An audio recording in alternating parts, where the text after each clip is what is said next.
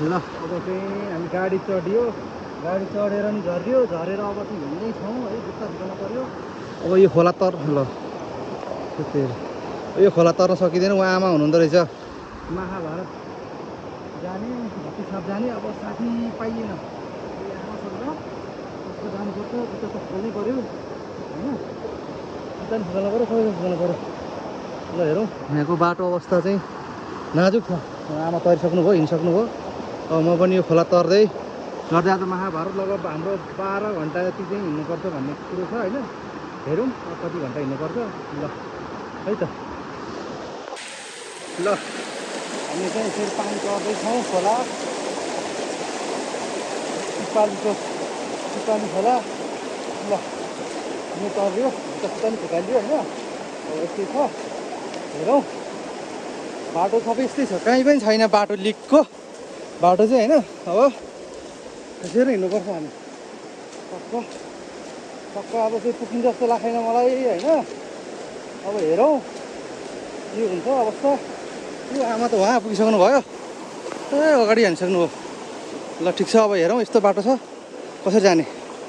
अब यहाँ चाहिँ अप्ठ्यारै छ है बाटो, अरू पनि छ। अब कता जान्छ, यस्तो जानु पऱ्यो भनेर। अब चिसो भइसक्यो खुट्टालाई, फेरि चिसो सहँदैन, फेरि चिसोले एलर्जी भइसक्यो। ठ्याक त्यो चिसो पानीमा चिसो चिलाउनु थाल्यो खुट्टा, के गर्नु, गाह्रो छ हजुर गाह्रो। ठ्याक फेरि महाभारत जाने बाटोहरू गाह्रो छ।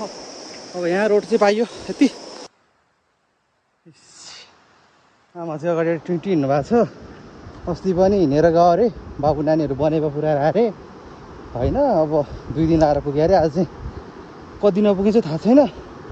हेरौँ, बिचरा आमा एक्लै हिँड्दै हुनुहुन्छ। आमा म भन्दा टाढा जाने रहेछ अझै, लगभग म सल्लिने भन्दा पनि लगभग 2-4 घन्टा अझै बढी उता जाने हुनु रहेछ। हेरौँ कहाँसम्म पुगिन्छ यो एक्लो जिन्दगी। टक्क हिँड्नु भएको, गाह्रो छ गाह्रो। यहाँको अवस्था यस्तो छ, सबै बगर बाटो एउटा केही पनि छैन, सबै खोला मात्रै छ। त्यो महाभारतको बाटो साह्रै गाह्रो छ है, के गर्नु, गाह्रो भन्नु।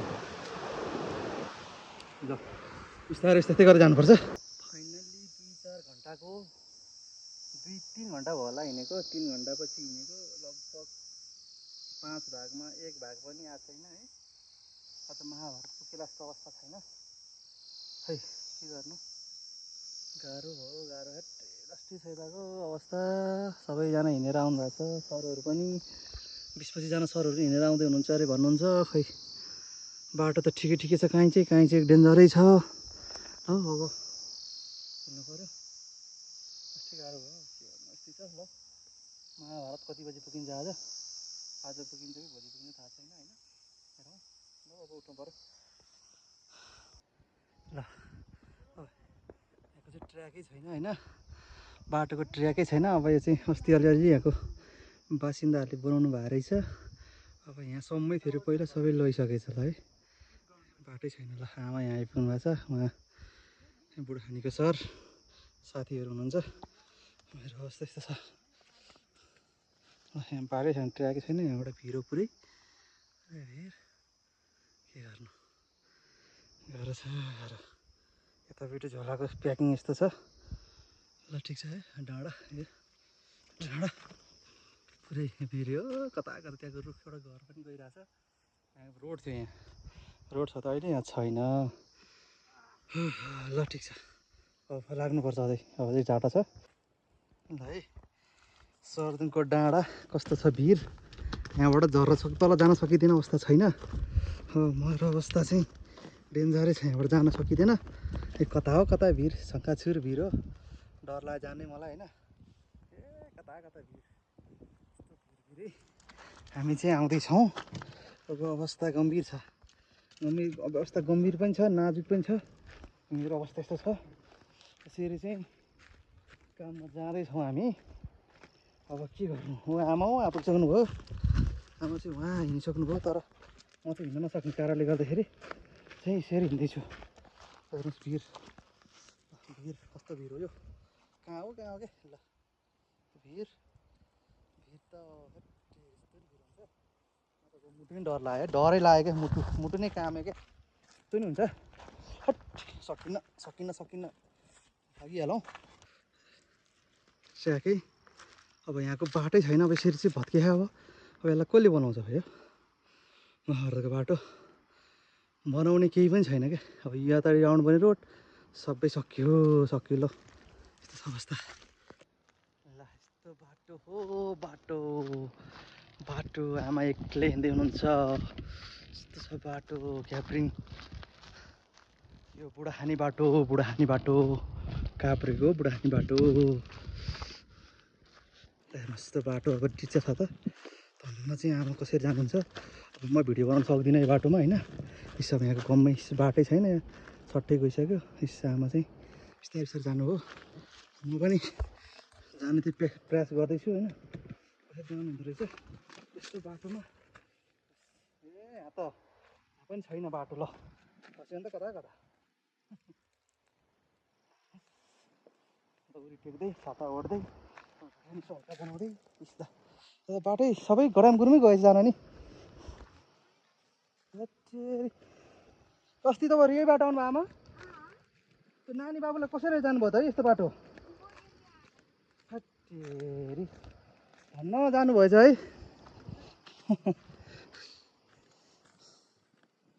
यस्तो छ बाटो, ल झन् यस्तोमा त झन् गाह्रो छ। यस्तो बाटो त कति अब हेर्दै जाउँ। 4 घन्टा हिँड्नु सक्यो रोडभरि है, रोडभरि मान्छे दसैँ आउन आएको मान्छेहरू सबै यतै 5-6 घन्टा भइसक्यो हिँडेको चोकी डाँडाबाट। लगभग 7-8 बजी पुग्नुपर्छ होला।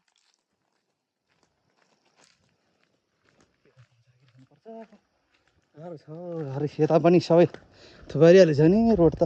यहाँ कति फराकिलो थियो क्या रोड, यो सर्दुङको भन्दा यो राम्रो थियो ठुलो। यो राम्रो बनाइसकेको थियो कि यो बाटो, अहिले केही छैन। म चाहिँ अब अहिले फाइनल्ली चाहिँ कति घन्टा 7-8 घन्टा भयो होला हिँडेको है। बलै चाहिँ अझै 3-4 घन्टा हिँड्नु पर्ने छ। बलै माधव बेसी भन्ने छ कि यो माधवटार भन्ने ठाउँमा आइपुग्थ्यो। मेरो खुट्टा चाहिँ चल्दै नचल्ने अवस्थामा पुगिसकेको छ है। सायद अब 1 हप्ता बिरामी पनि भइन्छ होला, काममा जान सकिँदैन जस्तो लाग्छ। अब खै आमा चाहिँ आइयो, अझै रुममा पुगिन्छ कि पुगिँदैन थाहा छैन। के गर्ने है, जिन्दगी कस्तो जिन्दगी हो यो। ल दुःख पाइयो महाभारतमा, खुलाउन खुट्टै चल्दैन कि। खोला रहेछ, खोलाको तर्ने अनि ठुलै छ। आमा चाहिँ वास्तै तगडा हुनुभएको रहेछ आमा। हेट म त आमासँग हिँड्नै नसक्ने के। अनि बानी पऱ्यो अरे आमालाई चाहिँ, मलाई चाहिँ बानी परेको छ भन्नुहुन्थ्यो। लाइफमा पहिलोचोटि 12 घन्टा हिँड्ने भयो। अब शरीरले साथ दिन्छ दिँदैन त्यसै हेर्न बाँकी छ, तर ठिकै छ। अब लगभग 3 घन्टा लाग्छ होला अझै, लगभग 7 घन्टा चाहिँ भयो होला हिँडेको, 7-8 घन्टा लाग्यो होला। 3 घन्टा बाँकी छ हिँड्नलाई। 3 घन्टा पुगिन्छ भन्ने कुरा, तर चल्न सकिँदैन, अब खुट्टा चलाउनु सक्यो छैन। कस्तो भएको छ। नाम्रो पनि बाटो कुदाउनु भएको रहेछ, घाँस काटाउनु भएको रहेछ। त्यो खोला तर्नु पऱ्यो, कसरी तर्नु खोला है त। खोला पनि डरै छ, मान्छे चिसो बहुत चिसो पानी पुगिने पानी। भगवान ल ठिकै छ। त्यस्तै हो महाभारतको यात्रा। अझै 3 घन्टा बाँकी छ। लगभग अहिले समय कति बज्यो भन्दाखेरि कति बज्यो अहिले 5 बज्न लाग्यो होला। ओ माई गड, ल यति नै होला यात्रा। अब रुममा पुगिन्छ पुगिँदैन, ल ठिकै छ, यस्तै छ जिन्दगी। ल